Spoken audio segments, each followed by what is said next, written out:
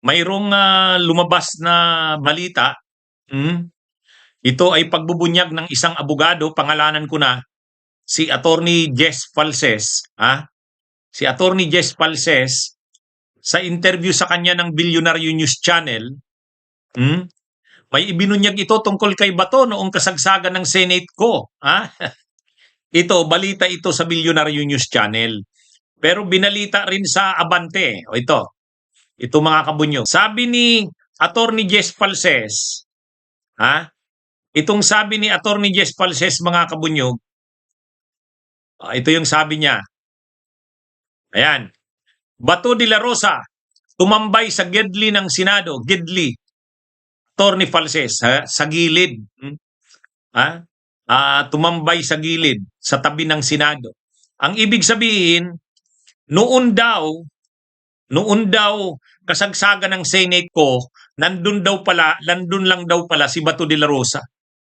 Nasa tabi-tabi lang ng Senado. Anong ginagawa?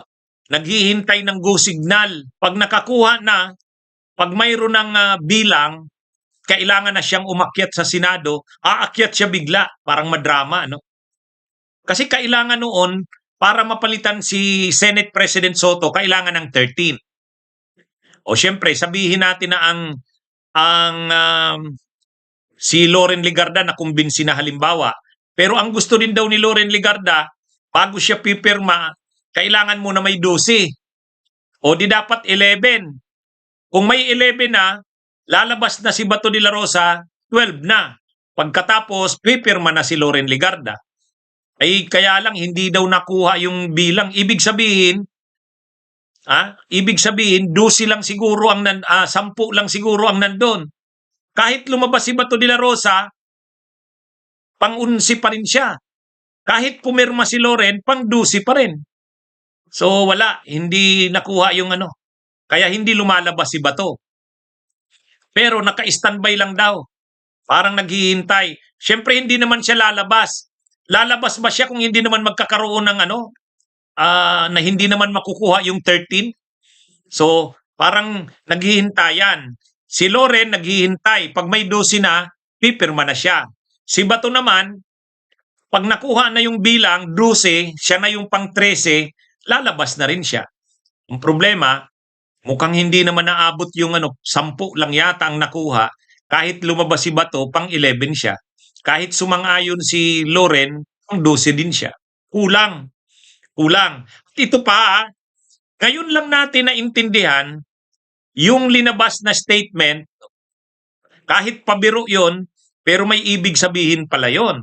Ang alin yung tinutukoy natin? Yung sinabi ni Boying Rimulya. Ito yung sabi ni Boying Rimulya. Huwag kayong mag-alala.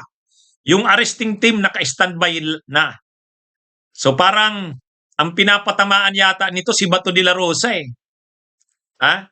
Ibig sabihin mga kabunyog, na-monitor din siguro nila Ombudsman Boying na nandun lang si Bato. Pero pag lumabas si Bato, naka-standby yung arresting team, aarestuhin siya. Kasi ipapakita yung warrant of arrest kapag aarestuhin na. Kumbaga, parang ganun ang mangyayari, mga kabunyog, mga kababayan. Kaya, kung ipagkukonect natin itong sinabi ni Ombudsman Boying, huwag kayong mag-alala, yung arresting team naka-standby na, tapos idagdag natin yan sa sinabi ni Attorney Jess Falses. Itong sabi ni Attorney Jess Falses, Bato de la Rosa, tumambay sa gidli ng Senado. Ibig sabihin, mukhang namumonitor din nila Ombudsman Boying Rimulya, mukhang namumonitor din ni Ombudsman Boying na nandun si Bato. Parang itong statement na to ni Ombudsman Boying, gusto niyang iparamdam kay Bato at ipaalam, alam namin na nandyan ka. At naka-standby ang arresting team. Pag lumabas bigla si Bato, aarestuhin. Kaya siguro si Bato rin nagpapasiguro noon hindi lumabas. So ngayon lang natin napagtatagpi-tagpi, biglang kumbaga ngayon mo mapagtatagpi-tagpi itong mga bagay na to eh. Bakit Itong sabi ni Jess Falses, ito si Jess Falses kasi alam nyo, ito kasing sila Attorney Jess Falses, sila Ronald Llamas, ano yan, ako kasi dito ako nakabase sa probinsya eh. Kaya hindi ko alam kung anong mga nangyayari dyan. Kaya ako, nakikibalita lang ako. Nandito lang ako sa probinsya eh. Wala akong masyadong alam sa nangyayari sa Manila eh. Pero itong sila Attorney Jess Falses, siyempre nakikipagkita siguro yan kila Ombudsman Boying Rimulya, nakikipagkita sila kay John Vic Rimulya.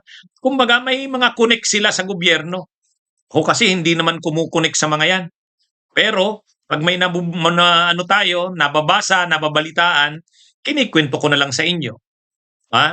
Mga kabunyog, mga kababayan. Ngayon, nung nakita natin tong post ni Attorney Jess Falses, hindi pala, itong balita tungkol kay Attorney Jess Falses, in-interview siya ng Billionaire News Channel. Sabi niya, ayon daw sa kanyang bubuwit, ang tawag niya doon hindi bubuwit, Tweety Bird. Ang term na ginagamit ni Jess Falses, Tweety Bird. Ayon daw sa kanyang Tweety Bird, mayroon daw nagsabi sa kanya na si Bato de la Rosa, nung araw ng kasagsagan ng Senate ko, nandun lang sa tabi-tabi, sa gilid ng Senado. Naghihintay ng tawag. Kapag mayroon ng bilang, mayroon ng 12, siya na ang pang-13, lalabas na siya. Ang problema, hindi nga nakuha eh. Hindi naman nakuha yung 12. Kaya paano naman siya lalabas? Pangalawa, nung araw na yon, habang busy ang Senate ko, mayroong mga post sa social media. Sabi, sa SILG Junbic, abangan nyo, lalabas daw si Bato. Yung pala, totoo pala yun. Yung mga biro nung araw na yon, Junbic, abangan nyo, Ombudsman Boying, lalabas daw si Bato, a-attend sa hearing ng Senado. Yung pala, totoo pala yun. Ito na ngayon yung kinikwento ni Attorney Jess Falses. Nung araw ng kainitan ng Senate ko, nagtatambay si Bato. Pag nakitang kulang na lang ng isa para mag-13, lalabas na siya. Problema, hindi nga umabot ng 12. Bani siya lalabas? Pangalawa, may nag-warning na yata kay Bato eh. Aarestuhin siya. Kaya nung sumunod na mga araw, ang biro ni Ombudsman Boying, huwag kayong mag-alala, yung arresting team naka-standby. So, ano ito? Lalong hindi na magpapakita nito si Bato. Lalong ikot na yan. Naka-standby pala yung arresting team. Anyway, mga kabunyog, mga kababayan, yan pala yung mga behind the scenes. Yan pala yung mga kwentong behind the scenes. Sa likod ng mga pangyayari nung kasagsagan ng Senate ko, ay mayroon palang mga nangyayaring hindi natin alam. Anyway, nakikibalita lang tayo, may ganun palang mga pangyayari. Yan pala yung context ng sinasabi ni Ombudsman Boying. Huwag kayong mag-alala, naka-standby ang arresting team. Ibig sabihin, lalo nitong mag-iingat si Bato. Lalong hindi na ito magpapakita si Bato. Talaga palang inaantabayan na lumabas siya eh. Lalo palang lalong hindi na to pupunta ng Senado. Kaya kasi sinabi na ni Ombudsman Boying, huwag kayong mag-alala, naka-standby ang arresting team. Mga kabunyog, ang arrest warrant kasi, hindi naman yan kailangang ipakita sa ngayon. Kumbaga, kailangan bang i-anunsyo mo na may arrest warrant na si Bato, linabas na. Hindi ganun yon. Hindi ganun yon. Pwedeng ipakita yung warrant of arrest sa mismong pag-aresto na. Pwede yun. Kaya alam ni Bato rin yan. Alam ni Bato yan na ang mga arresting officers, bakit kailangan mo bang i-anunsyo na mayroon ng arrest warrant? Kaya yung sinasabi ni John Vic Rimulya na ang alam niya walang arrest warrant, pwedeng pinapapasok lang si Bato. Pero ang totoo, may hawak na ngang arrest warrant. At kapag lumabas bigla si Bato, bigla itong aarestuhin. Si Attorney Jess Falses ay binunyag, nandun lang pala si Bato sa tabi-tabi. Kaya lang hindi lumalabas. Pwedeng dalawang dahilan. Una, wala namang bilang. Pangalawa, mukhang nakarating na rin kay Bato Mukhang may naka-standby ngang arresting team na naghihintay sa kanya. Ngayon, nalaman na yan ni Bato, ganun pala. Mayroon palang arresting team na naka-standby sa kanya. Ito, sabi ni Buying Rimulya, ay di lalong hindi nalalabas yan, hindi na magpapakita yan. Alam nyo, ang na-reveal dito sa atin, grabe palang pagkamatatakutin ni Bato, ito yung na-reveal sa atin yung tapang ni Bato noong panahon ng war on drugs ni Duterte. Ang dami nilang pinapatay nung panahon ng administrasyon ni Duterte.